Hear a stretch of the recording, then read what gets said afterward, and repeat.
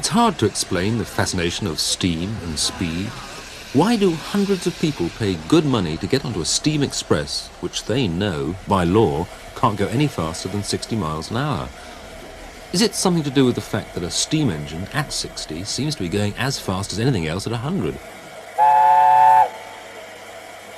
Perhaps it's some powerful folk memory of the sound and smell of steam.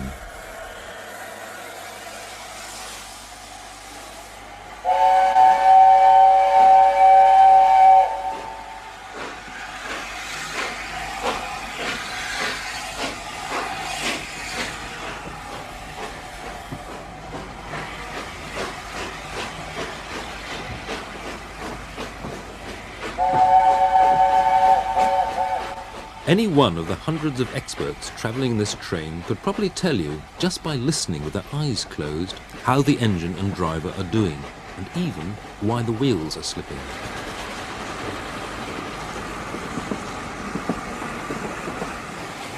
Not that many of them will have their eyes closed on a day like this, even in a tunnel.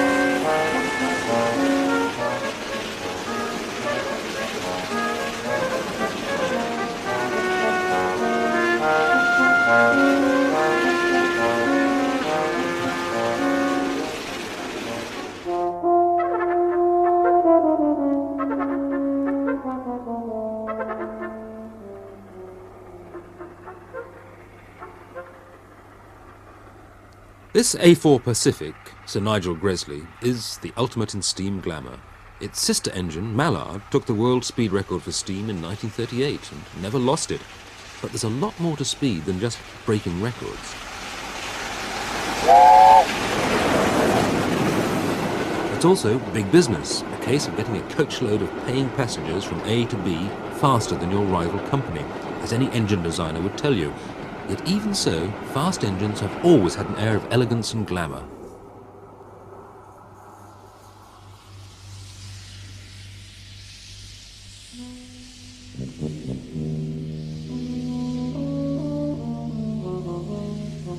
When Patrick Stirling built his famous single-wheeler No. 1 for the Great Northern Railway, he was after power and speed, but he somehow made it look very good as well.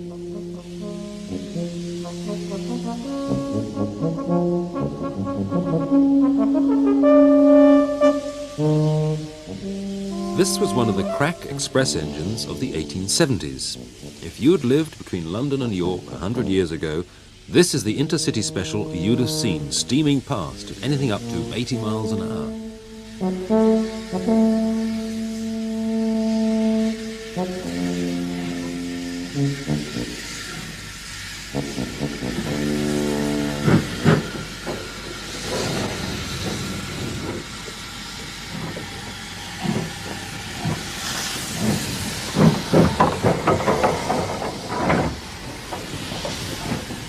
Hauled by engines like this, the London to Edinburgh train took about 9 hours, which beat the old stagecoach record by a good day or two.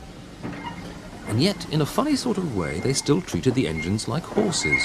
At Grantham, the locomotive would be led off for food and water, and a fresh one put between the shafts. At York, the same again, until the 400-mile haul to the north was over.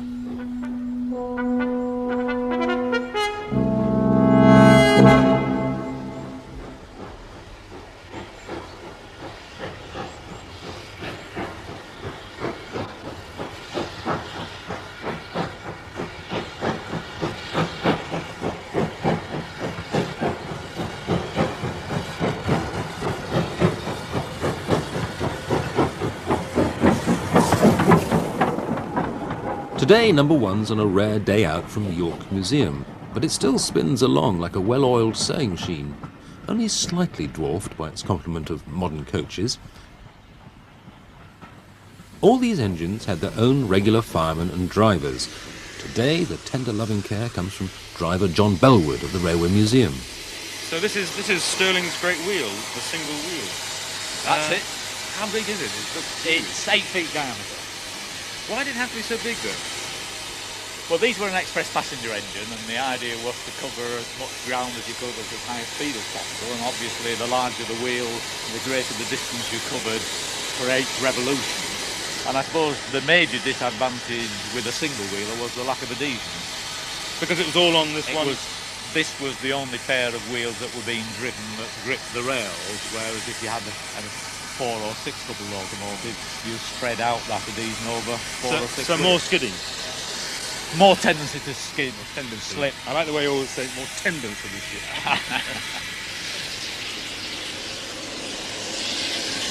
I can't help thinking these rather graceful curves, sexy even, are not entirely functional.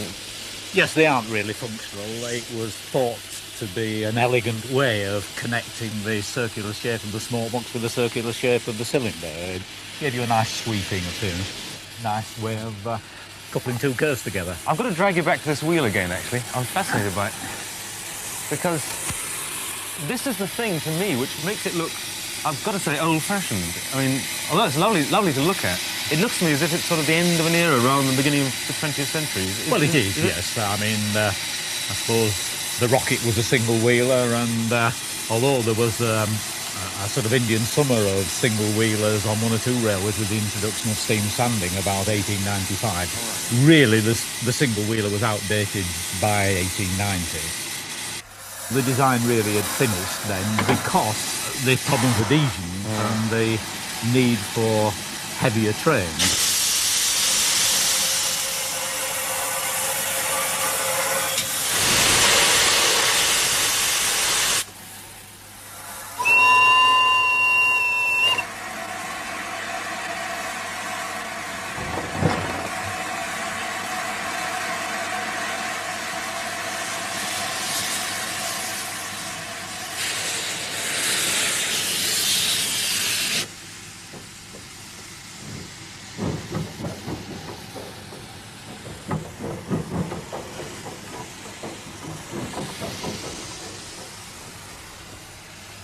The main thing was that trains were getting heavier and the demand from the passengers for better facilities, better riding carriages, which meant heavier, better facilities on train, corridors, vestibules, toilets. Previously they used to have sort of station stops for physical needs, whether it was eating or discharging sort of thing.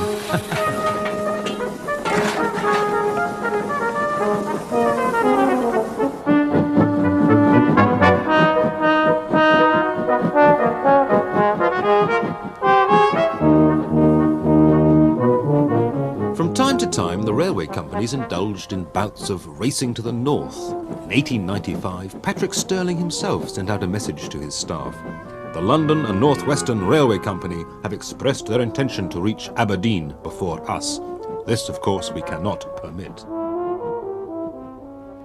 But Stirling died only a few months later, probably knowing in his heart of hearts that his famous engines, once model of the year, were already last year's fashion look.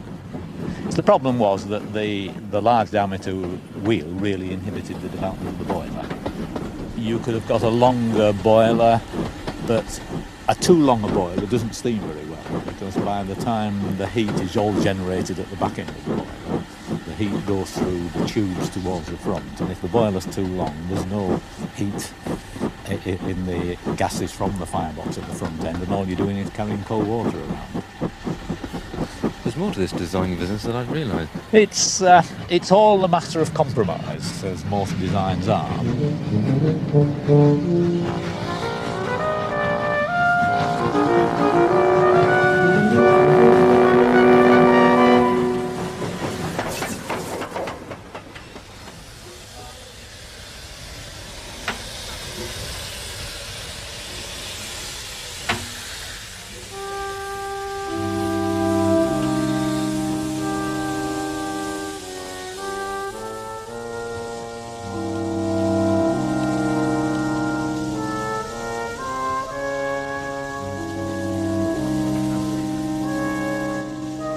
The new look came from a quarter which had been out of the headlines for a while, the Great Western Railway of Brunel and broad gauge fame, with the green and gold charisma which made it the best-loved company to those who loved it, and inspired more resentment among others than any railway company had a right to expect.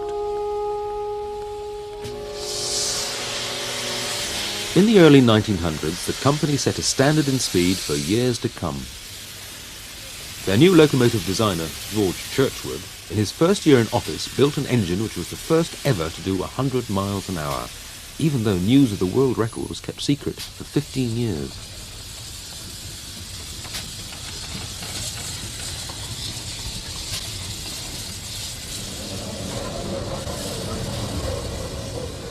The city of Truro was a hybrid design with a much more effective new boiler set on a frame and chassis borrowed from his predecessor. In fact, Churchward had designed the revolutionary boiler while his old boss was still in office.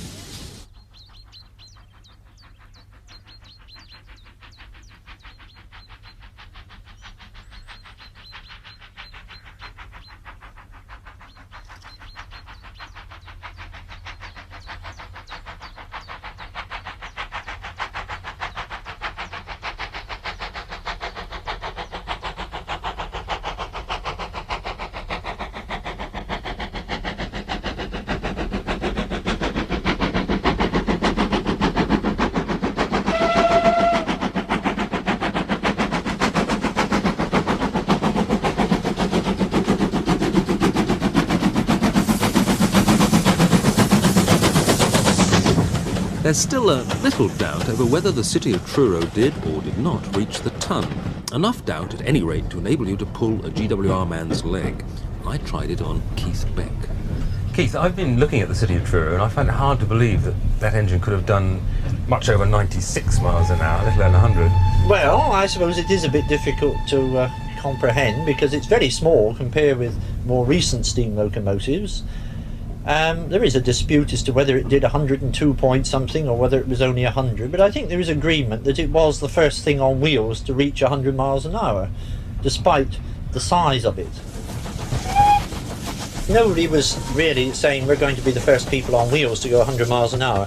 There was a race on between two companies, the Great Western and the London and South Western. The Great Western took the transatlantic mails from Plymouth, the South Western took the passengers, and each was determined they were going to reach London first. And in the course of trying to set up the record run, the 100 mile an hour was just incidental and happened without, I think, deliberate intent.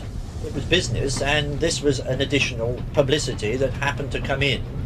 Though one has to remember that some people were rather frightened of speed, and Yes, isn't it true that they tried to hush up the 100 mile an hour record? yes, there were attempts that it must be suppressed and not be released to the public. There were two schools of thought. One wanted, I think, to blaze it from the housetops as a Great Western feat. Others said it will frighten people from ever travelling on the Great Western if we go at these excessive speeds. And there were one or two nasty accidents at that time, due undoubtedly to high speed. The competing line, the London South Western, came off the line in the middle of the night with its train at Salisbury, killed a number of people, and that effectively put an end to the race between Plymouth and London with the transatlantic mails. So the city of Truro might have been famous for the first train to come off the rails at 100 miles an hour. Well, it could have been, possibly, but fortunately it managed to cover all the curves, and there are quite a lot in the west of England, severe snake-like curves, without any damage and without too much rocking and rolling.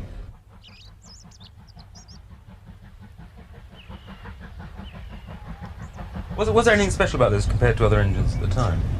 The boiler was quite unusual, that most railway engineers used a boiler which was parallel throughout. On City of Truro there was a boiler which tapered from the back by the firebox down to the front where the smoke box and chimney is, which wasn't used on any other railway in this country other than the Great Western for many years. It was a Churchward design.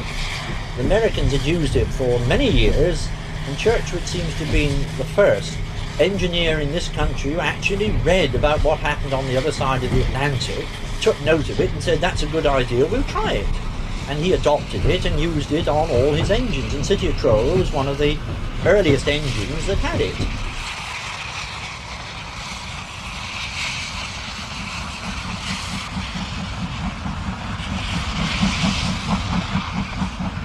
Before 1900, the speed of trains had risen from 5 miles an hour to about 100. In this century, steam engines were never to get that much faster. What they did was to get bigger, thicker and more powerful. Clun Castle was built 30 years after the city of Truro and still has the same look. What's different is that it's been through a bodybuilding course and can pull much longer, heavier trains.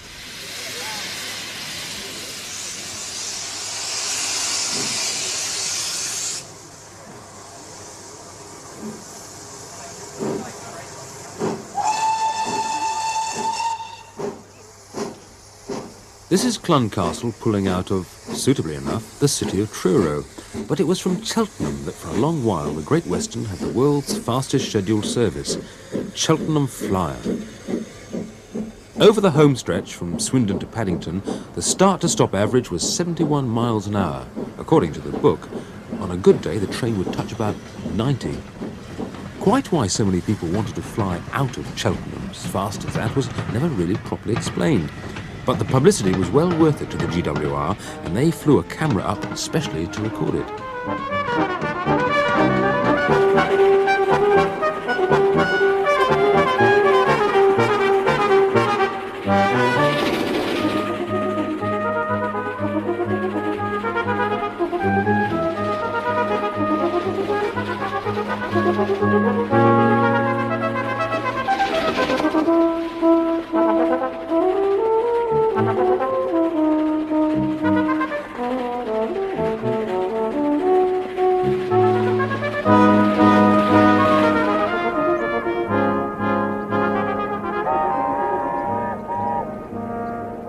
But then the initiative for speed was snatched back by the East Coast route to the north, where Nigel Gresley's Pacific designs were emerging as the fastest ever. It was hard to prove this in the 1920s, when running times to Edinburgh had not changed for 40 years, but in the 1930s the race to the north was on again. The LMS held the top speed record of 114 miles an hour in early 1938, but this was broken that year by the most famous of all A4s, Mallard.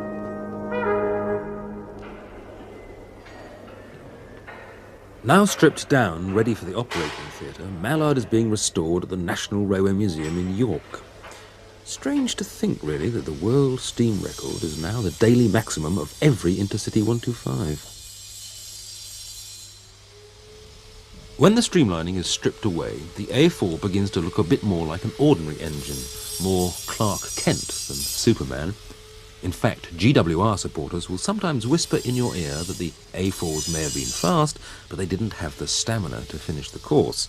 And wasn't there some design weakness as well, an Achilles heel ready to let down the fastest runner? So this is the big end, the infamous big end? Yes, this is the middle big end on the A4, and this is what ran hot when the Mallard broke the record in 1938.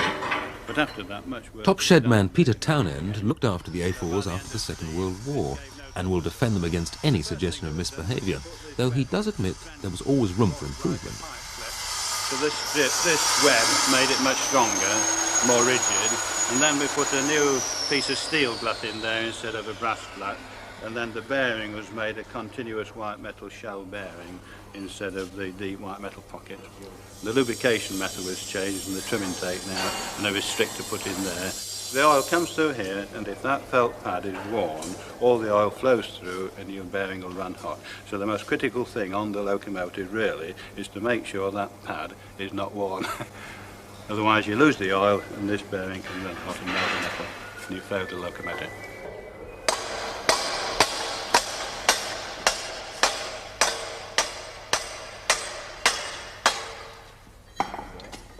These massive chunks of metal seem to take you right back to the heart of the Industrial Revolution. Nothing electronic or computerized here.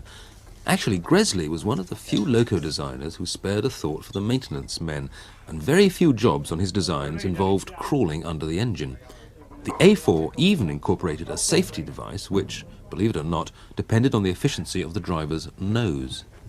When Mallard broke the record in 1938, the middle big end ran hot, but it had been fitted with a heat detector inside the middle big end crank. and this went off and emitted a smell which was detected in the cab, and the driver and inspector failed the locomotive on this occasion at Peterborough instead of going through to London. Ready. Aim. Forward. To us. Rope steady. That's it, roll it round. Come on. All right. Keep going. That's in, isn't it? Back to me. Right. Mind your Back, fingers. Dave. Yeah. Back. Yeah. I had 19 of these locomotives, A4 locomotives at King's Cross, and a total at one time of about 40 Pacifics. And these were going out on every express train from King's Cross, some going to Newcastle, York, Doncaster, and in summertime the A4 loco worked through to Edinburgh non-stop.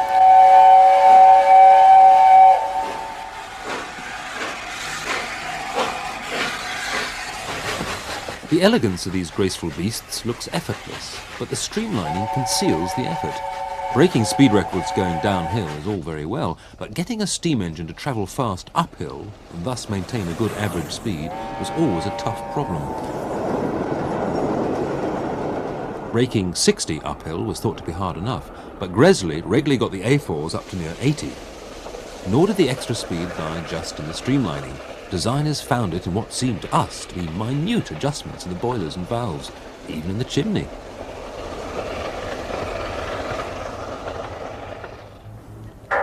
The boiler fitted to the A4 locomotive was of the round top variety, and it was the largest that could be fitted over the 6'8" diameter driving wheels. You're looking through the combustion chamber, which was longer on the A4 locomotive, and this enabled the tubes in the same length of boiler to be shortened. This would produce a quicker steaming boiler. The one feature of the A4 Mallard which broke the record that was different to the previous A4 locomotives was the fitting of the double kill chap blast pipe.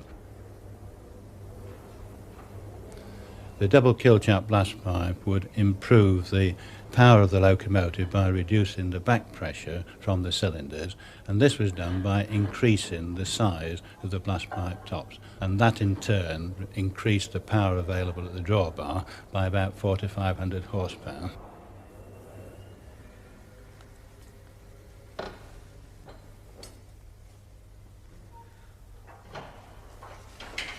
The effect of the Killala cowls between the blast pipe and the chimney base would be to spread the pull of the fire across the tube plate and enable a much more even draft, which made the loco steam very much more freely, and you could maintain the full boiler pressure without difficulty, and this in itself would also increase the power of the locomotive. Straight down the back. Oh, let's see.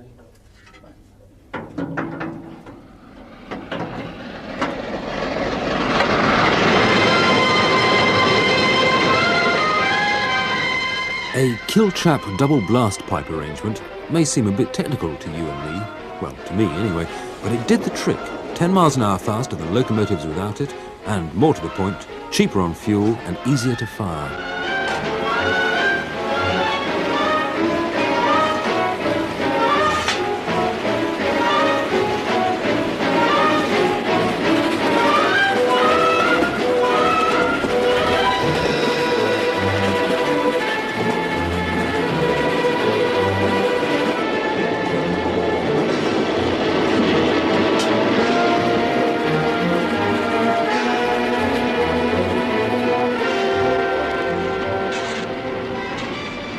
The golden age of steam really came to an end with the war, and things were never quite the same again.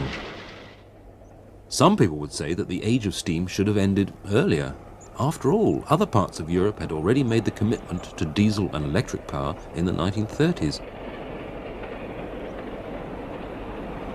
The A4s were perhaps not so much world champions as a glorious sunset, or the last of a line of kings. And yet the extraordinary thing is that while thousands can tell you which steam engine broke the world record and when, I've yet to meet anyone who can tell me with confidence what the diesel or electric rail speed record is today.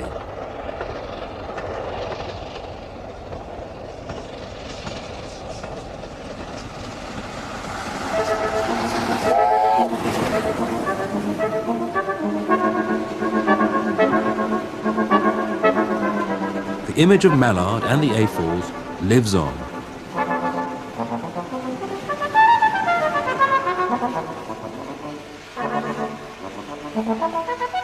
The further the age of steam and speed recedes from our anonymous age, the more potent become its sights and its sounds.